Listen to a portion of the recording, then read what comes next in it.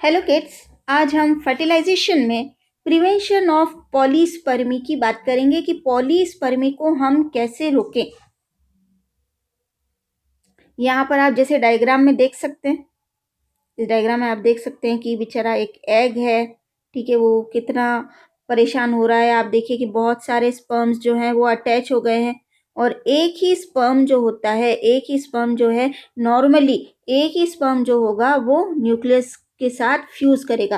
तो sperm fusing with its nucleus with egg nucleus, ठीक है। जो स्पर्म का न्यूक्लियस है और एग का न्यूक्लियस है जो वो आपस में फ्यूज होंगे, ठीक है। यहाँ पर आप देख सकते हैं multiple sperms being accepted by egg. बहुत सारे स्पर्म्स जो हैं वो अटैच हो रहे एग के साथ में। तो जब बहुत सारे स्पर्म जो होते हैं वो अटैच होते एग के साथ में, तो ये कंडीशन कहलाती है पॉलीस्पर्मी और ये बहुत अच्छी कंडीशन नहीं है, ठीक है। तो यहाँ पर क्या है कि the first issue that an egg and sperm of an organism face in the successfully producing an embryo is the possibility of polyspermy, ठीक है। कि एक सक्सेसफुल एम्ब्रियो बनाने के लिए जो फर्स्ट इशू जो एग और स्पर्म फेस करते हैं वो होती है पॉसिबिलिटी किसकी, पॉलीस्पर्मी। पॉलीस्पर्मी क्या है? पॉलीस्पर्मी मतलब बहुत सारे स्पर्म, ठीक है। पॉली मतलब बहुत सारे और स्पर्म, ठीक है। Polyspermy is the fertilization of egg, fertilization of egg by multiple sperm, ठीक है। जब एक एग का फर्टिलाइजेशन बहुत सारे स्पर्म के थ्रू हो, ठीक है। और ये कंडीशन जो होती है, ऐसा जो यूनियन होता है वो क्या होता है, वो लीथल होता है, वो लीथल होता है। तो fertilization of an egg by multiple sperm, जैसा कि अपन ने इस डायग्राम में देखा कि fertilization of egg by multiple sperm, इसको हम क्या बोल रहे हैं, पॉलीस्पर्मी। और ये बहुत ही ऐसा यूनियन जो होता है, सच यूनियन वो होता है लीथल, ठीक है। If multiple sperm fertilize an egg, अगर बहुत सारे स्पर्म फर्टिलाइज करते हैं एग को, तो एग जो होता है वो इनहेरिट करेगा मल्टीपल पैटर्नल सेंट्रियोल, ठीक है। क्योंकि बहुत मल्टीपल पैटर्नल सेंट्रियोल जो होंगे वो इनहेरिट होंगे बाय एम्ब्रियो, ठीक है। Embryo inherits multiple paternal centriole. और इस वजह से this cause competition for extra chromosomes and results in disruption of the creation of cleavage, ठीक है। क्लीवेज में दिक्कत आएगी और इससे क्या होगा, जाइगोट जाइगोट की डेथ हो सकती है। तो if multiple sperm fertilize an egg, the embryo inherits multiple paternal centrioles. यहाँ आप देख सकते हैं, अपन एग्जाम्पल ले रहे हैं यहाँ पर पॉलीस्पर्मी के लिए सी अर्चिन मेथड, ठीक है। सी अर्चिन मेथड पॉलीस्पर्मी को कैसे प्रिवेंट करता है। अब अपन बात करें प्रिवेंशन की कि कैसे रोका जाए। अभी तो हमने बात की कि पॉलीस्पर्मी होता क्या है, इससे क्या क्या हो सकता है, कि यहाँ तक कि एम्ब्रियो की जो होती है जाइगोट की डेथ भी हो सकती है, यहाँ अपन ने देखा था, thus causing the zygote to die. अब अपन देखते हैं कि क्या क्या प्रिवेंटिव मैकेनिज्म्स होते हैं ऑर्गेनिज्म में जिससे कि पॉलीस्पर्मी को रोका जाए। तो इसका एग्जांपल है जैसे सी अर्चिन, ठीक है। Sea urchin method of polyspermy, sea urchin animal है, ठीक है। तो उसमें कौन सा मेथड यूज किया जाता है पॉलीस्पर्मी प्रिवेंशन के लिए, ठीक है। और ये मेनली दो मेन पाथवे के थ्रू होता है। तो sea urchin method of polyspermy prevention have been broken down into two main pathway. एक तो हो गया फास्ट ब्लॉक पॉलीस्पर्मी और एक हो गया स्लो ब्लॉक पॉलीस्पर्मी, ठीक है। जो दो प्राइमरी पाथवेज हैं जिनके थ्रू पॉलीस्पर्मी को प्रिवेंट किया जाता है या ब्लॉक किया जाता है, ब्लॉक टू पॉलीस्पर्मी, ठीक है। तो ये है, तो कौन सा, फास्ट ब्लॉक पॉलीस्पर्मी और एक हो गया स्लो ब्लॉक टू पॉलीस्पर्मी, ठीक है। ये पहला है फास्ट ब्लॉक पॉलीस्पर्मी जिसमें कि इलेक्ट्रिकल चेंज हो जाता है इन एग मेम्ब्रेन, ठीक है। एग की मेम्ब्रेन में क्या होता है, इलेक्ट्रिकल चेंज हो जाता है, जो अभी अपन आगे पढ़ेंगे। और स्लो ब्लॉक में क्या होता है, मॉडिफिकेशन ऑफ जोना पेलुसिडा। तो जोना पेलुसिडा जो लेयर होती है, ठीक है, उसमें मॉडिफिकेशन हो जाता है। ये भी अपन अभी आगे पढ़ने वाले हैं। सबसे पहले अगर अपन देखें fast block polyspermy, fast block polyspermy की अपन बात कर रहे हैं। इसको क्रॉस किया वापस से। तो फास्ट ब्लॉक पॉलीस्पर्मी की अपन बात करते हैं।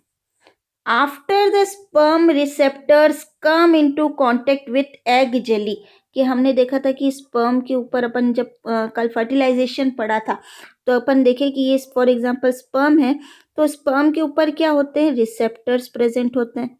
ठीक है, रिसेप्टर्स प्रेजेंट होते हैं। और फॉर एग्जांपल अगर ये एग जेली है, एग की जेली है, तो आफ्टर, यहाँ मैं लिख देती हूँ एग जेली, और ये स्पर्म के रिसेप्टर, स्पर्म रिसेप्टर। ठीक है, तो जब स्पर्म के रिसेप्टर कम कांटेक्ट में आते हैं एग जेली लेयर के, and the acrosomal enzymes are released and break down the jelly layer, तो यहाँ पर जैसे ही रिसेप्टर कांटेक्ट में आएगा, एक्रोसोम जो होंगे, एक्रोसोमल एंजाइम जो होंगे वो रिलीज होंगे और वो क्या करेंगे, ब्रेक डाउन करेंगे जेली की लेयर को। यहाँ की जो जेली की लेयर होगी उसको क्या करेंगे, ये ब्रेक डाउन करेंगे। फिर the sperm head comes into contact with the vitelline and plasma membrane of the egg. ठीक है, उसके बाद में क्या होगा, स्पर्म का जो हेड होगा वो किसके कांटेक्ट में आएगा, विटिलाइन और plasma membrane of the egg. ठीक है, when the two plasma membrane contact one another, signal in the eggs are initiated. ठीक है, सबसे पहले तो क्या होगा, स्पर्म रिसेप्टर जो होंगे वे कांटेक्ट में आएंगे किसके, एग जेली लेयर के, और एक्रोसोमल एंजाइम्स जो होंगे जो कहाँ प्रेजेंट है, स्पर्म में प्रेजेंट है, वो क्या होंगे, रिलीज होंगे और वो ब्रेक करेंगे जेली लेयर को ताकि स्पर्म अंदर मूव कर सके। फिर स्पर्म हेड कांटेक्ट में आएगा किसके, विटिलाइन और प्लाज्मा मेम्ब्रेन, वो किस में प्रेजेंट है, एग में प्रेजेंट है। उसके बाद क्या होगा, दोनों जो प्लाज्मा मेम्ब्रेन होगी वो एक दूसरे के कांटेक्ट में आएगी और फिर सिग्नल जो होगा वो इनिशिएट होगा एग में। Signals in the egg are initiated. सबसे पहले sodium ion channel in the egg open, कि सोडियम आयन चैनल जो होंगे वो क्या होंगे, ओपन होंगे, allowing sodium ion to flood into the egg.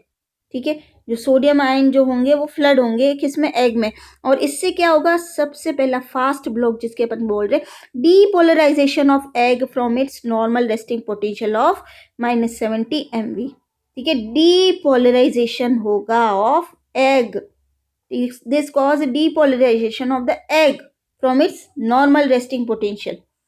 While depolarization is occurring, the remainder of the jelly layer is dissolving.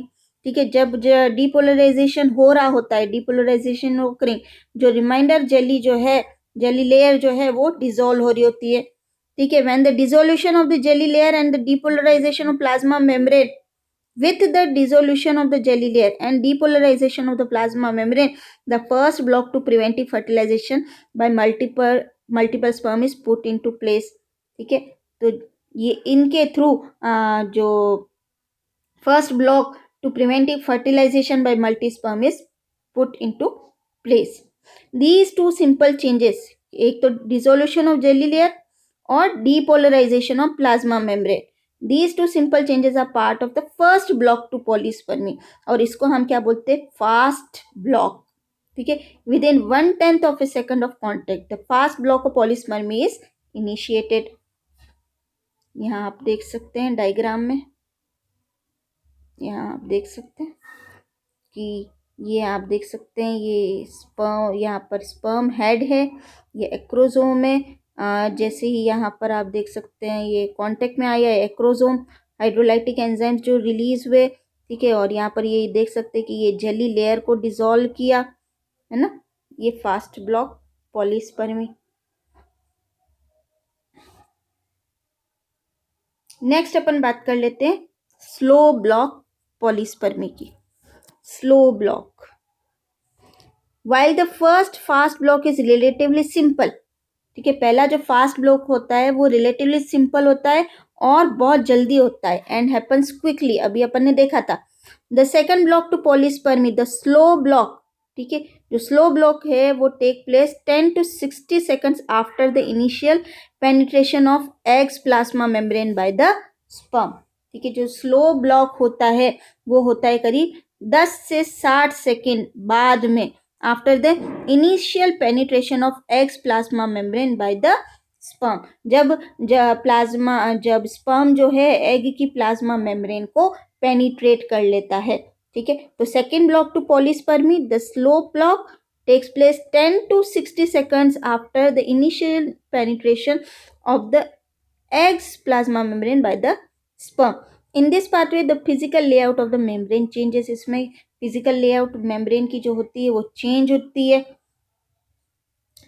Once the sperm has made its way through the jelly layer, ठीक है, एक बार जब sperm ने उसका रास्ता बना लिया है through the jelly layer, receptors in the vitelline layer confirm that it is indeed a sea urchin sperm. मतलब स्पीसीज स्पेसिफिक होना चाहिए, मतलब पर्टिकुलर स्पीसीज का स्पर्म ही पर्टिकुलर स्पीसीज की एग को फर्टिलाइज करना चाहिए. किसी और दूसरे स्पीसीज के स्पर्म उसको नहीं फर्टिलाइज कर सकते. तो ये कंफर्म होता है कि जैसे ही स्पर्म उसका वे बना लेता है जेली लेयर से, तो रिसेप्टर जो होते हैं कहाँ पर, इन द विटिलाइन लेयर, वो कंफर्म करते हैं कि ये सी अर्चिन का ही स्पर्म है.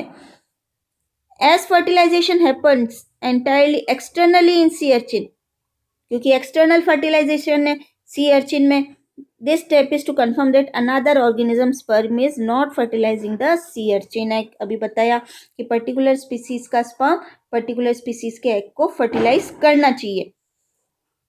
एक बार जब स्पर्म कंफर्म हो जाता है to be compatible, the plasma membrane of sperm and egg fuse. ठीक है, जब ये पता पड़ जाता है कि नहीं भाई ये तो हमारी ही प्रजाति का स्पर्म है और हमारी प्रजाति की एग है, तो plasma membrane of egg and sperm fuse. जैसे ही प्लाज्मा मेम्ब्रेन फ्यूज होते हैं स्पर्म और एग के, plasma membrane of egg and of the sperm and egg fuse, fusion of the two membrane cause a release of inositol triphosphate. ठीक है, कि जैसे ही दोनों के प्लाज्मा मेम्ब्रेन फ्यूज होते हैं, एक बार कंफर्म हो जाता है, once the sperm is confirmed to be compatible, the plasma membrane of sperm and egg fuse. Fusion of the two membrane cause, जब फ्यूजन हो जाता है मेम्ब्रेन का, तो उससे क्या होता है, रिलीज होते क्या, इनोसिटल ट्राइफोस्फेट. और the release of inositol triphosphate और IP3, इससे क्या कॉज होता है, calcium to be release into the egg cytoplasm. Calcium ion जो होते हैं वो Ca2+ रिलीज होते हैं कहाँ, एग साइटोप्लाज्म पे, एग साइटोप्लाज्म में. Waiting in the cytoplasm cortical vesicles, वहां पर कॉर्टिकल वेसिकल्स होते हैं which are allowed to fuse with egg's plasma membrane and release their contents. ठीक है, सबसे पहले तो आप देखिए अपन स्लो ब्लॉक की बात कर रहे हैं. स्लो ब्लॉक में कि जब एग जो स्पर्म जो है एग के कांटेक्ट में आता है और जब उन दोनों की प्लाज्मा मेम्ब्रेन फ्यूज हो जाती है, प्लाज्मा मेम्ब्रेन फ्यूज होने से क्या होता है कि एक रिलीज होता है किसका, इनोसिटोल ट्राइफॉस्फेट का. ठीक है, और इनोसिटोल ट्राइफॉस्फेट जो है वो कॉज करता है किसको, कैल्शियम आयन को रिलीज करने एग साइटोप्लाज्म में. ठीक है, और जब कैल्शियम आयन रिलीज होता है तो वहां पर साइटोप्लाज्म में क्या प्रेजेंट है, कॉर्टिकल वेसिकल्स. ठीक है, which are allowed to fuse with egg's plasma membrane, जो कि एग की प्लाज्मा मेम्ब्रेन के साथ फ्यूज होते हैं, allowed to fuse with egg plasma membrane and release their content with the appropriate signal is sent. ठीक है, तो कैल्शियम आयन ही वो सिग्नल है, release calcium ion release is that necessary signal and the vesicle fuse with the membrane. Cortical vesicle, उनमें होते हैं enzymes which cause membrane changes to occur in the egg. अब वो क्या क्या हो सकते हैं, एक तो स्पर्म रिसेप्टर्स जो होते हैं वो रिमूव हो जाते हैं, egg's sperm receptors are removed. H2O is absorbed causing the membrane to swell and push the vitelline membrane away from the plasma membrane.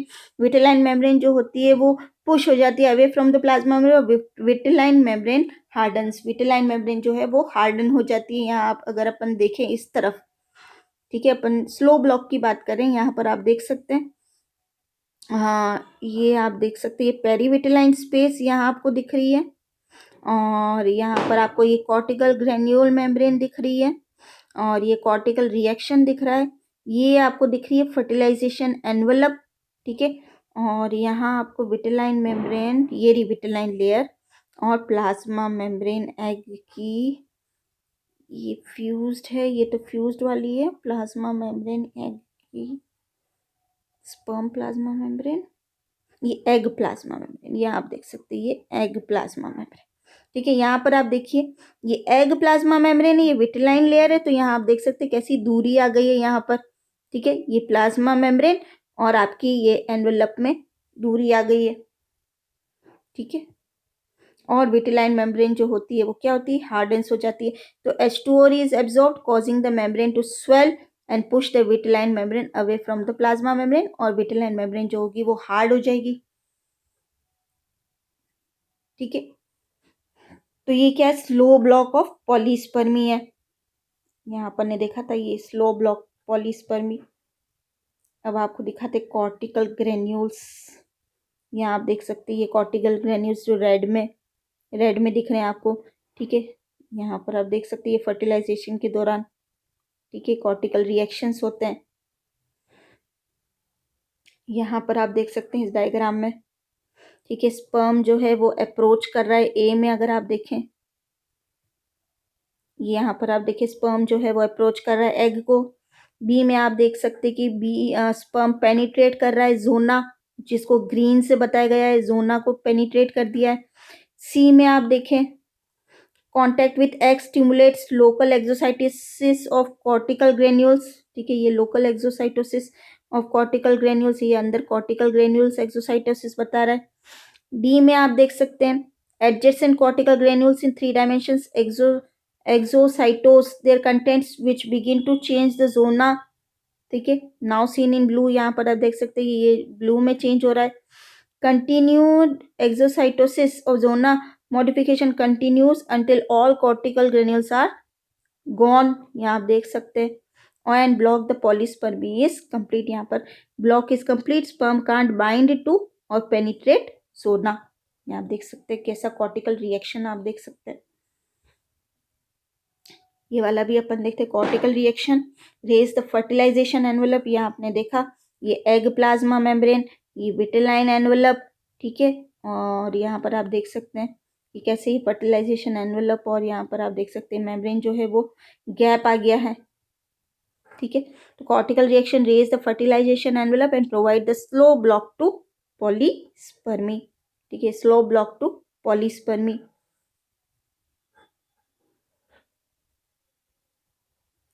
These changes ensure that the fertilization of the egg by additional sperm is prevented। कि जो fertilization है by additional sperm वो prevent होगा।